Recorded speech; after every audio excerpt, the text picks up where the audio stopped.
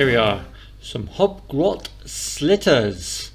So I've got a few of these to paint. I think it's 10 or 20. It's a lot. So gotta keep it simple. So here we have the finished test model. Nothing special, but I think he has presence, and I think he'll do the job nicely. Sorry, my camera's not great for close-ups. So where do we start? Well, where we start is with a white undercoat. If you can get hold of Wraithbone where you live, or a version of it, then I would probably advise use that instead of a white undercoat. Unfortunately, where I am, things are a bit scarce. So yeah, so that's the white undercoat on all over. None of that zenithal highlighting stuff, just simple white undercoat. And then from there, what we're going to do is we're going to start with the first stage, which is the contrast Argos Dujunis. This says something. It's worn out. Let's see if we can get it off. No. Argos June something. So there you are.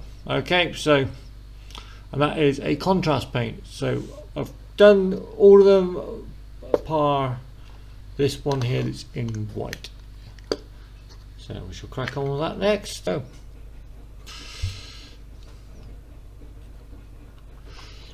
now if you get a bit of water in your brush with this, it's not the end of the world. It just gives a slightly different consistency, which, to be honest, is not a bad thing.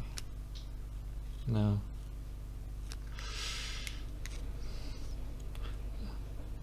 This is probably the longest part to do.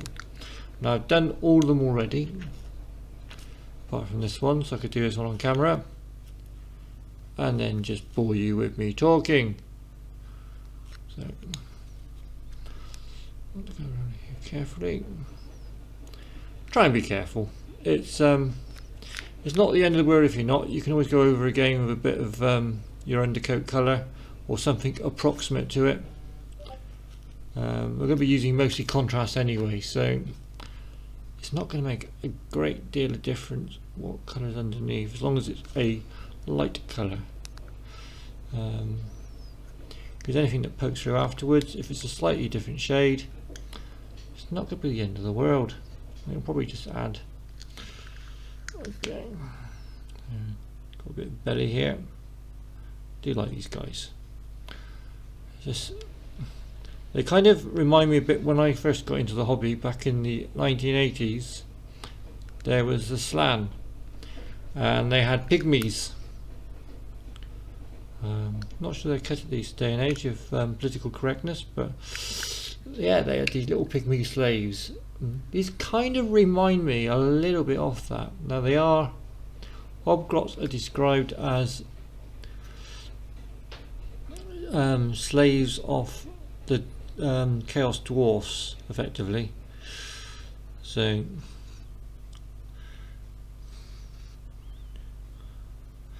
I don't think they called them chaos dwarfs. I think they called them some other posh name.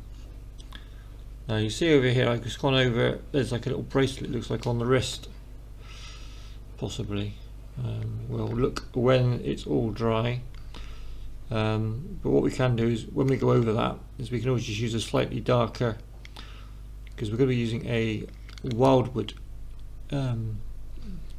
contrast at some point on some bits. So things like bracelets and that, if we do get paint on there, that's what we can do. It's a case of stroking and dabbing. So dabbing, not as in the dance, because that would just be silly. You try dancing and painting. Your hands are for painting, your feet are for dancing. A little bit of madness goes a long way. How do I get that bit in there? Well, no one's ever going to see that bit, so let's not worry too much about that. Okay, so that's that. Now I'm going to let this guy dry. I've got loads dried already, and I could just start working on them, but in some ways I think, because this one's got a good mix of gear, so I'm just going around now, just making sure.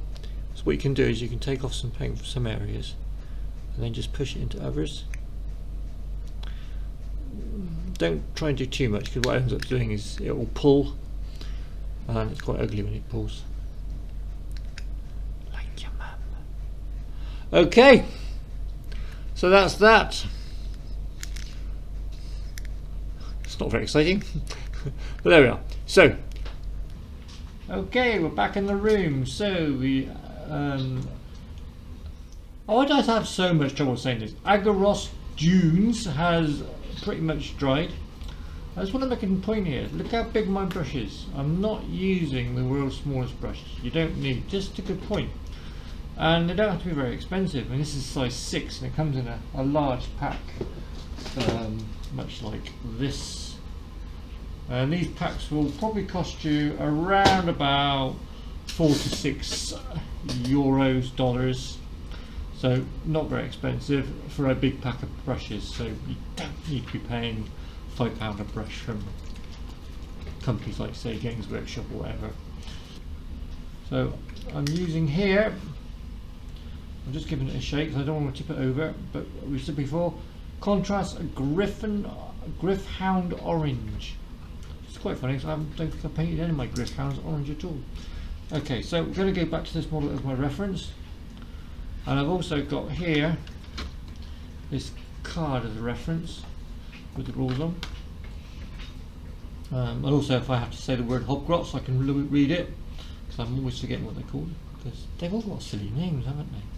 So again, I've got a nice big brush here, but it's mostly so you can just kind of fill it. Also, if you've got a nice long brush like this, you're not going to be getting your inks into the ferrule. Now, this isn't, if you get a bit of orange on this metal plate here, it doesn't matter too much because it's actually going to be a darker colour. So this is just this bit here and here. Okay, if you go onto this, don't worry, that's going to be the brown. So that goes around there, nothing at the back. So now we're doing the ropes around the waist.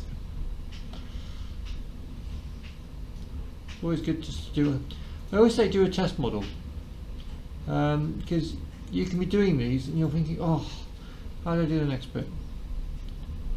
And I'm going to be honest with you, I'm doing this video selfishly, so I've got a record so that if I need to come back and do some more later on, I've got a rough guide, because although I'll come back and do some more of these at some point, I'm sure, I'm not going to copy it exactly, because between now and the next lot I'm probably going to learn something, or maybe buy a new colour to try. So yeah, don't try, I say it's probably most videos I do, don't try and do the same colours exactly for every unit in your army. It's just, you'll end up going mad and getting disappointed, and also procrastinating.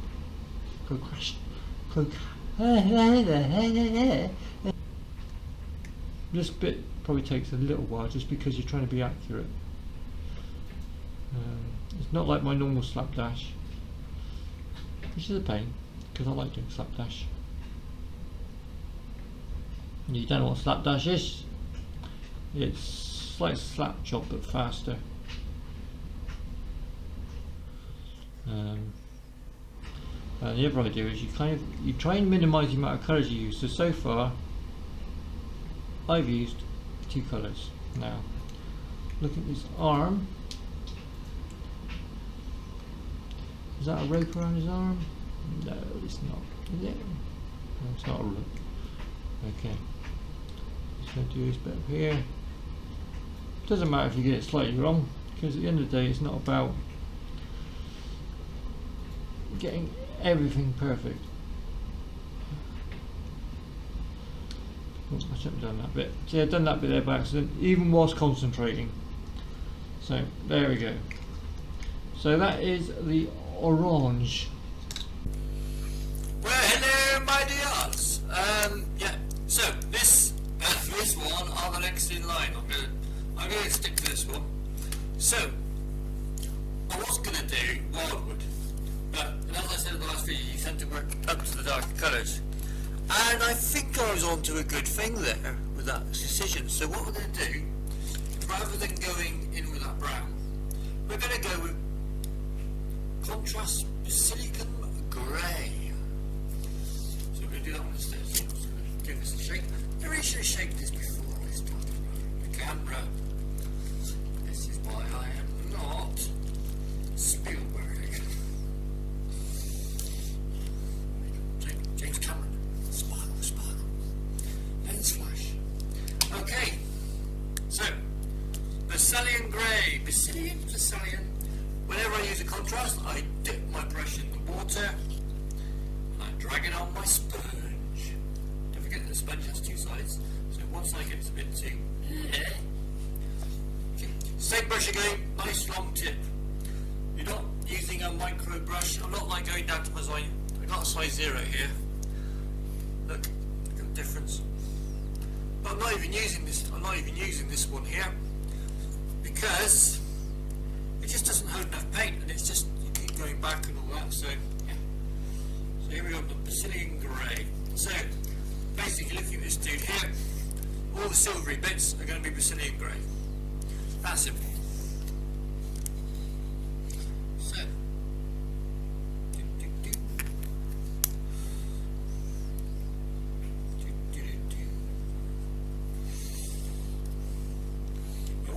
Right at the end is we're going to get a little bit of Basilian grey, a little silver dry brush. If I put the camera up a bit, I just moved the camera too much. I'm going to move my camera up a little bit,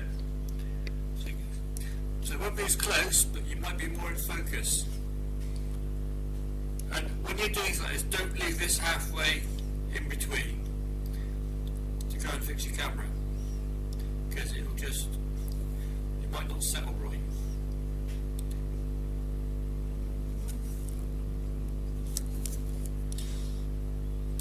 I quite like Basilian grey, it's a nice colour. And you could literally not have to do a silver dry brush near the end because Basilian grey does the job nicely anyway. On your brush is more important than how thin your brush is. You don't need.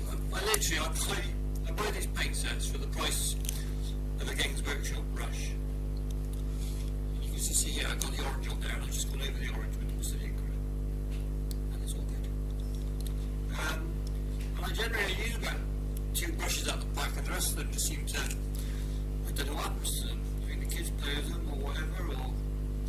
I use the really thinner ones in emergencies when I've run out of the bigger brushes. Hi, I'm going to just jump in here. Yeah, this is the face behind the voice. Sorry, disappointed? Anyway, yes, please like and subscribe to this video if you can. Go on, treat yourself or treat me. Anyway, yes, thank you for watching this far. I'm just doing a bit of a voiceover here just because I was rambling at this point just about complete rubbish, and now I'm rambling about other rubbish. So you're getting rambling rubbish replaced with rambling rubbish. Wow. Anyway, lots of stuff to come. I'm going to do some terrain. Well, I'll do everything that these channels kind of do, really, I guess. I'm just going to do my hobby. I'm thinking about doing some live broadcasts. If you're interested, let me know down below. Thank you very much. And here we are again.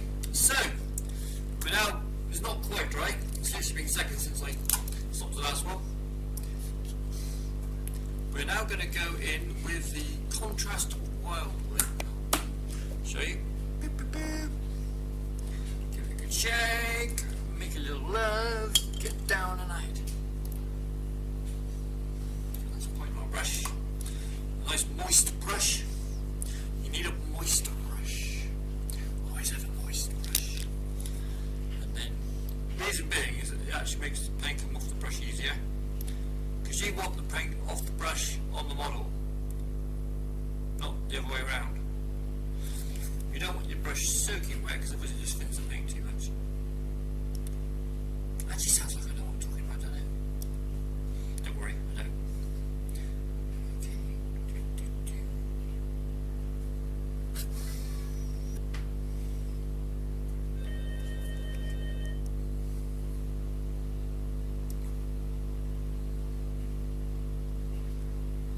Right. I've got to go down to the door, it looks like. So that's the brown, anyway. You see, pretty simple. And also get the brown in your teeth area, just so you've got something inside the mouth. So I'm going to go away and going to touch this up, and then I shall come back and we'll do the next colour, which I'm not sure what it is. It's a character number. I need to answer the door. I'll be back.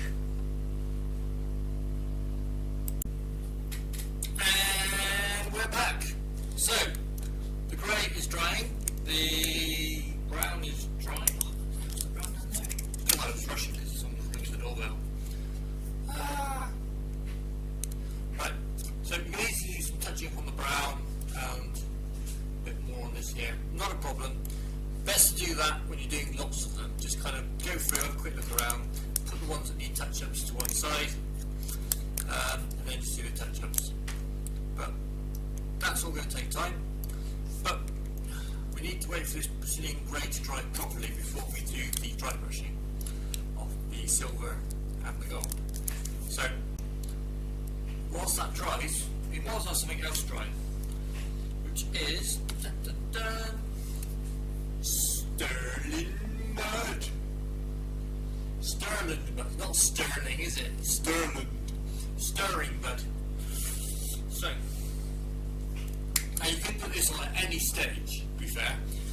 If you've got to a stage and you go, oh, I've got to go to bed in an hour, just grab some of this and away you go.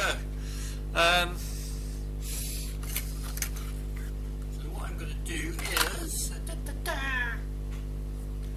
I don't like to use sterling mud straight from the pot. I don't know why, just a bit like that. That's just the way I am. So I'm going to get a bit on there, stick it on a big card. A really rubbish, a really rubbish brush. Okay, get my chair a bit closer.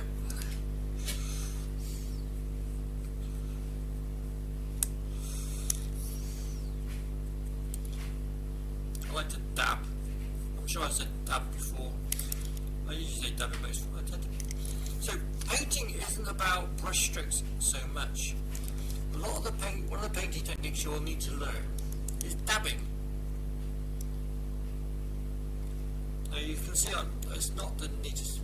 You need to be neat around the feet, but the side of the base, if you try and get too accurate to the side of the base, you'll miss bits on the side of the base. You just won't get that line. You won't. So do this. Now this is one of the advantages of the cup when it comes to basing, is the fact that you can do this, and then when it's ready, you normally do more than one. So I'm going to stick my finger in the pot of water. See, wet finger. Moist and wet finger. What other channels give you such delights? This is why I get so many disciplinary and normal jobs. I offer people the wet finger. Say moist or not. Okay, so there we are. Bit out of focus. There we are. So that's going to dry. Hello, I'm ready for dating. With me on a dating site. Retribution.com. Come say hello. Metal! Time for metal! Yeah! Meow. Okay, so we've got some metal. I've got Iron Breaker here. I'm using Iron Breaker because it's a silver. That is the technical reason. I could have used Lead Belcher, but I couldn't find that. So I'm using a smaller brush now, which is a 2.0. So we're going to put it on my little pad of paper here. So I'm going to actually start using this bit of paper here. Really, this is more for my texture paint. Right. Okay, so as you can see, it's not the best of my paints. So I'm just trying to get some off into the bristles and then off the bristles. Right. So, get the right one. So what we're going to do now is just get the silver up.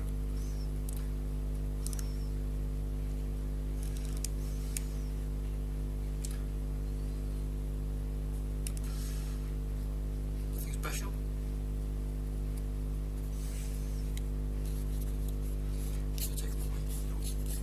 Down there, because I don't, we literally are literally just after an accent of silver, just to sort of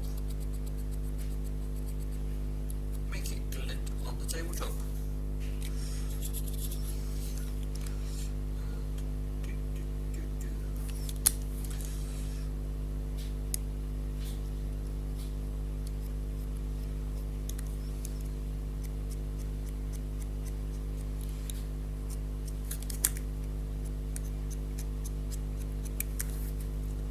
You could go over that in red shade if you want to do afterwards. Let's put down that so you can see it. Did I put June? I'm going to try and use August June just because I want to keep the amount of colours I use down to a minimum. Because it gets messy otherwise if you have too many colours. So we're just going to put a bit of August June on this. Well, we tried this a minute earlier without the silver, but we're going to do it with the silver now. Look at this. It's doing the shading.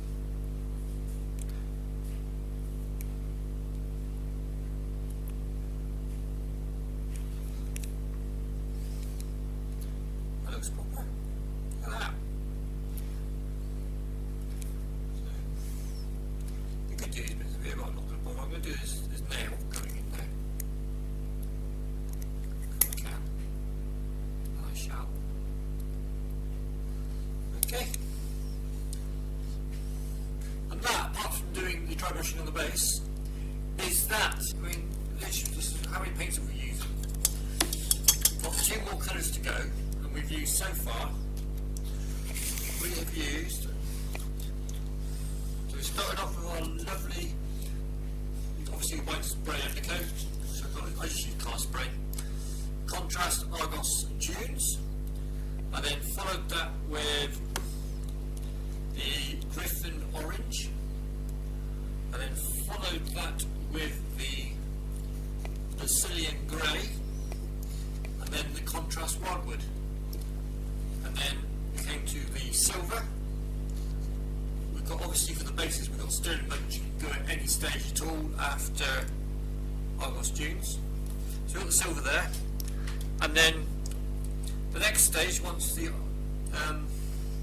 Sterling Mud is dry, and again you could do this at any stage after the flesh is done and after the Sterling Mud is dry, is you've got, I would suggest doing this after, well, I'll explain why when I get to this section.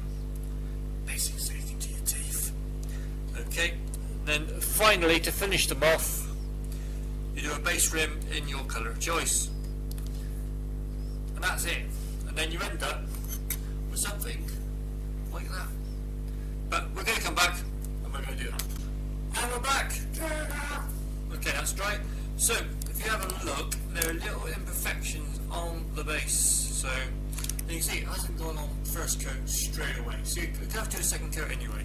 But also it just helps you see any sort of blemishes on the base from either just stuff we've got on there. So get a flat file. He says my flat file's got missing, so I should use a round file, but preferably use a flat file. And then just use your thumb as a bit of support. I'm just going to use a flat file. Use a flat file.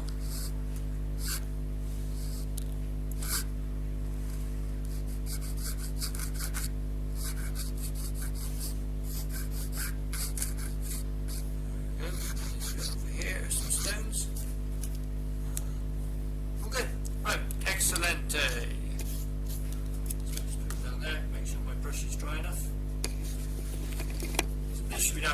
few seconds whilst I was doing some white undercoating. So let's just put it outside the sun, dries in no time. So, next bit is Sam screaming. Stop! The plan here is to dry brush the base. I should do it on my hand first.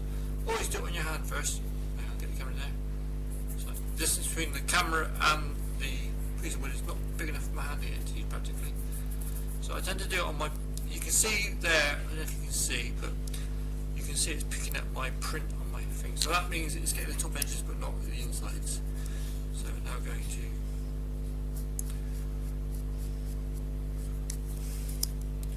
and you can go with the front of the feet where the nails are. See, instant highlight where the nails are. Nice! And then back here. And don't forget that feet get dusty. So if you do get a bit on the feet, not a problem. Let me just come back around here. Just get a bit on the base of the rim, because we've got to repaint it anyway, so. Okay, so I'm going to stick that in the wash. And then I'm going to get one of my small brushes. I think I'm just twisting the tip. Ah! And now I'm throwing it on the floor to get rid of my twisted tip. Okay, back in. Let's just twist my tip. Ooh, nice and moist. Okay, so I just need to dry that off a bit. A little bit on there, a little bit on the palette.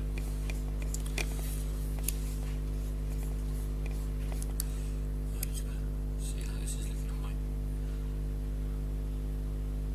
nail. Right, because we've got the screen skull out, we do the teeth.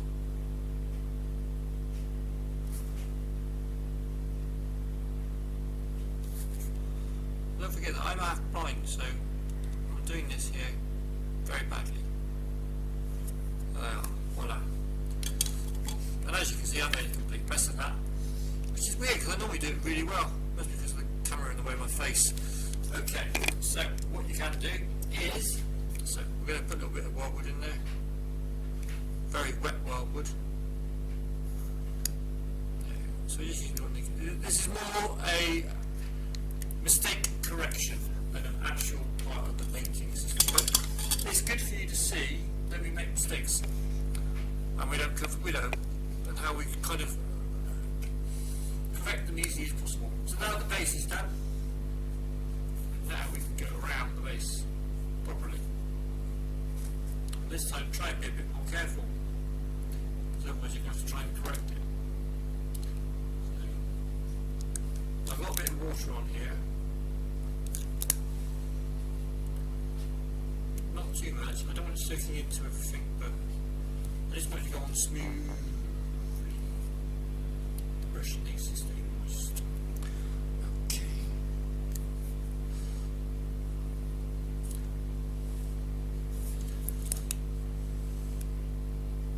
That is basically a hobgrot. If you want to, paint the underside of the base as well, just so that if you knock them over, they don't look like white undercoat base. So what I'll do is I'll let that one dry, and I'll grab this one here that I did as my test model. So those on there. So annoyingly, I've got sort of blue tuck stuff in there, so I'm just going to wheel it over, because you can spend way too long trying to get that out. It's just not going to happen. So you can put a bit of super glue over that, or as I'm going to do now, paint over it. So where's that rubbish brush? Where's that rubbish brush? Close your dots. Come on, Matt. Know what you're doing. Sort yourself out, boy. Right, put a bit of paint there, a bit there, and then we just squirt it in there. So,